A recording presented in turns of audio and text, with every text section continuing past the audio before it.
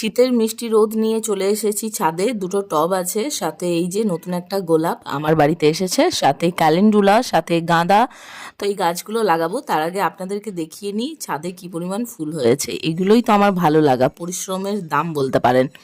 যখন এতটা খাটনি করে গাছ লাগানো হয়, তাদেরকে দেখাশোনা করা হয়, তারপর যখন এক গাছ ফুল হয় না, মনটা একদম ভরে যায়। সারাদিন আমার এখানেই কেটে যায় বেশিরভাগ সময়টাই।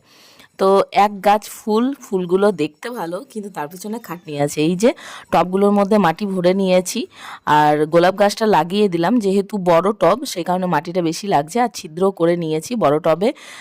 দুটো ক্যালেন্ডুলা একসাথেই দিয়ে দিলাম, যেহেতু অনেকটা বড়। সাথে গাঁদাগুলোও লাগিয়ে নিলাম পাশাপাশি।